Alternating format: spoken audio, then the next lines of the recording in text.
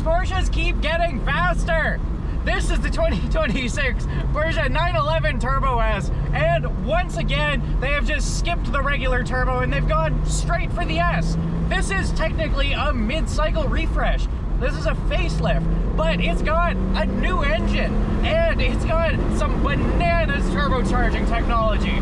We are in southern Spain for a reason though, and that is because of the fabulously varied and challenging Ascari circuit. With that then, let's put the convertible revelry on pause for just a bit and see what one of those coupes will do out there on the track. I've not been around this Ascari circuit in years, and yet it's all coming together so very easily here in the new Porsche 911 Turbo S. This facelift, the 992-2, shouldn't be a significant revision. We already had a very impressive 2.7 second car in the 992-1 Turbo S, and yet they've gone so substantial here. This is an all-new engine. The only carryover parts are the 6 fuel injectors. Otherwise, the 3.7 liter, that's gone. Now we've got a 3.6, and following on the GTS, we have the T-hybrid technology. This is really cool stuff. But unlike the GTS, we don't just have one big one. No, now we get 2 of them. They are symmetrical on either side, they breathe deep, and they spin fast. And even cooler is the fact that they contribute to our regeneration. These things will contribute 28 kilowatts in addition to the 60 kilowatts of potential regen energy that you're getting from the main electric motor that's there inside the transmission. Combine all of that, and you're looking at just over 700 horsepower. We've still got the same 539 pound-feet of torque, but it's across a way wider range now. That means that this car goes really friggin' fast. The Norby time, that is now some 14 seconds quicker. And now as well, our acceleration, 2.5 seconds. Now, I've got to be honest, I cannot feel the difference between 2.7 and 2.5, but I definitely feel the general prowess. Now, we also have clever new suspension. Because of that hybridization, we're able to use an adaptation of Porsche's active ride, which we've experienced in the Taycan and the Panamera. Here in the Turbo S, that ride system isn't nearly as dramatic. It's not like it's leaning into curves, but it's using that hydraulic power off the 400-volt hybrid to be able to push hydraulic actuators that will twist the sway bars up and down to really solidly and specifically plant this car as it goes around bends. Now, as we approach this next lap, I'm going to focus up a little more because it's time to go really fast. Helping manage that power underneath, we've got more or less the same tire setup. We're a centimeter wider out the back, but otherwise we're running lightweight carbon ceramic brakes, we're running center lock wheels, and yet through all of this, I am barely using those carbon ceramics. Part of that though is just that this thing holds and tugs and pulls itself in without any particular need.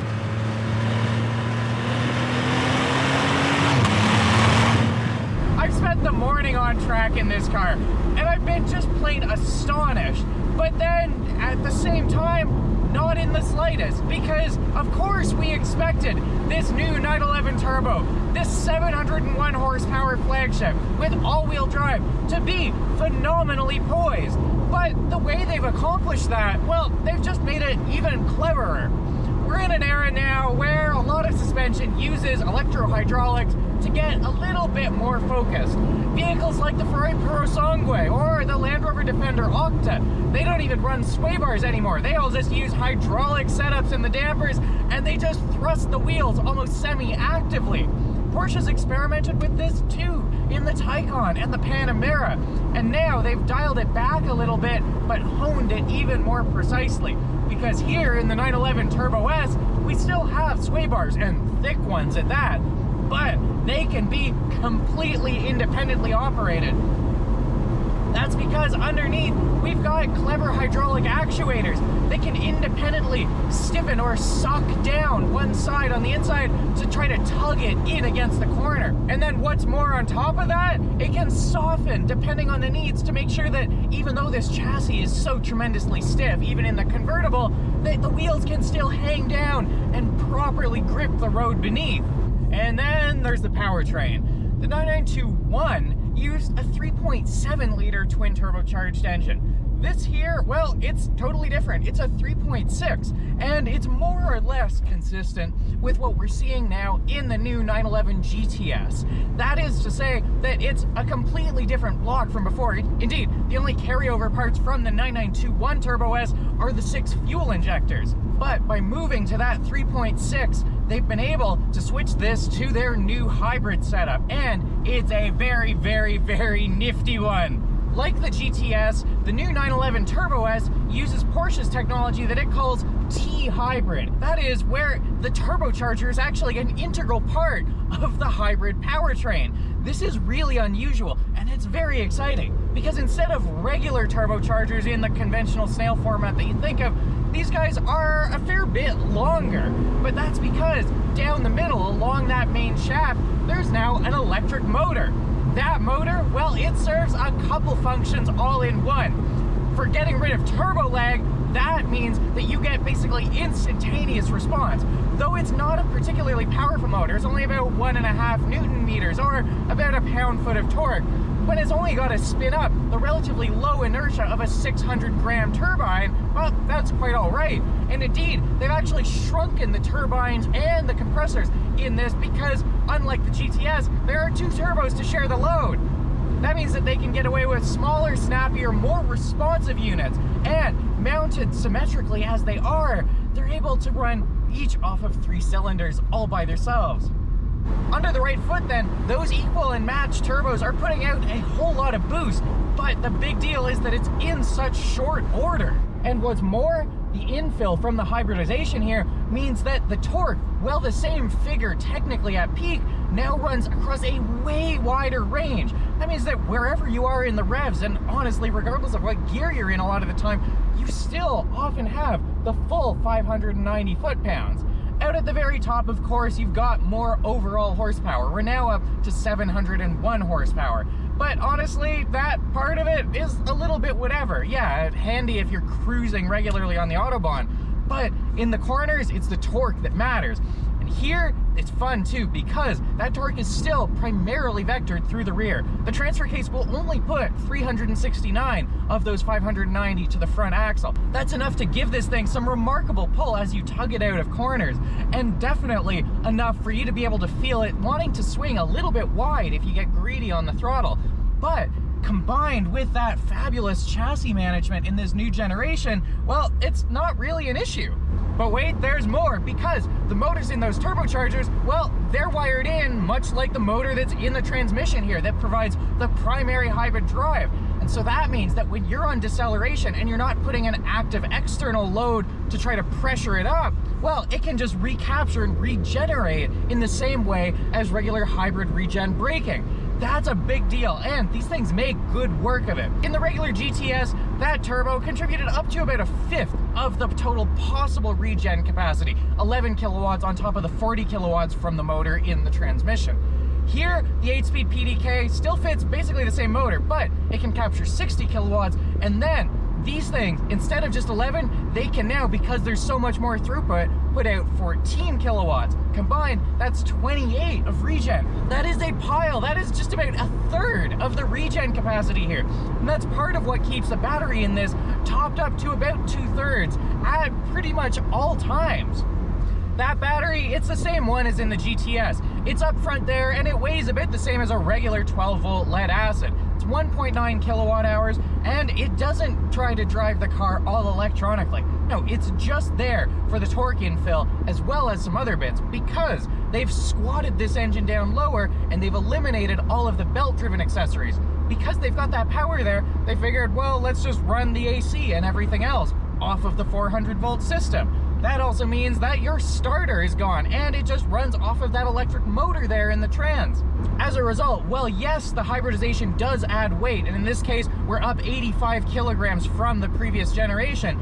It doesn't feel it, and indeed, it's actually really rather light relative to regular hybrid systems. Bring all that together then, and what do we get? Well, we get a Nürburgring time of 7:03.92 for starters. That 2.7 second acceleration from the 9921 Turbo S, well, that's down to 2.5. And I can't feel the difference. It's just fast.